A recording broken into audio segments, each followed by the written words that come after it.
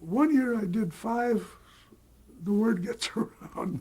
I started out doing Miss USA and Miss Universe. These shows, you look at them and there's a bunch of girls walking around. But to get them to walk around without bumping into each other and to make all those cuts for commercials those are tough shows to do. Miss USA isn't so bad. We were doing that from Miami. And everybody speaks English.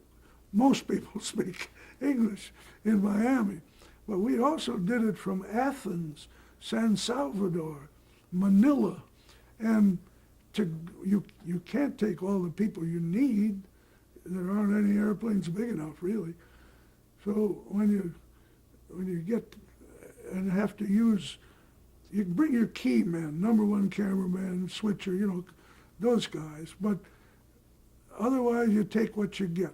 And to solve those language problems, and you're forced to simplify a lot of the show, which is the best thing that can happen to those shows.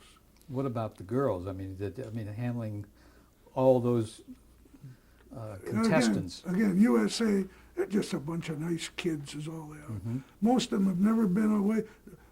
90% of them have never been in a hotel before. So they're having a grand time with the chaperones watching every single step, because a little hanky-panky and that whole show goes down the drain. So they're very careful about that. But the problem always is, stand next to the Egyptian girl. Who, what are you talking about? That's tough. We had a wonderful choreographer, Gene Belos. Mm-hmm. Great guy. Really did. When CBS called me to take over this show, because it had stayed the same for a long time, and the girls marched. There'd be 8 abreast, and they'd go take a right turn, and it was all, they were little miniature soldiers.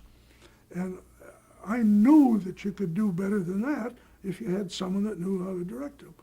So I got Belos, and he just started teaching the girls to count, and he gave them the choreographer's language, and pretty soon they're weaving in and out and going up and down, and anybody could have done this if they had done it, but we did it.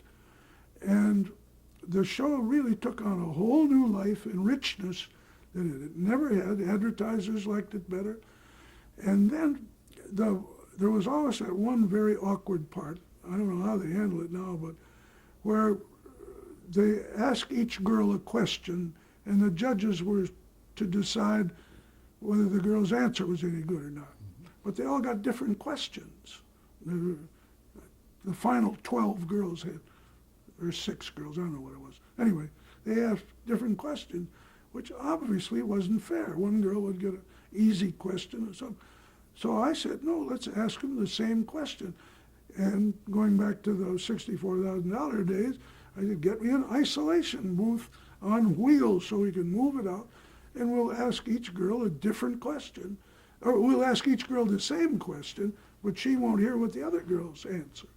So they did that, and that long after I left, they were still doing that. It's not like Jonas Salk, but it was a good little addition to the show.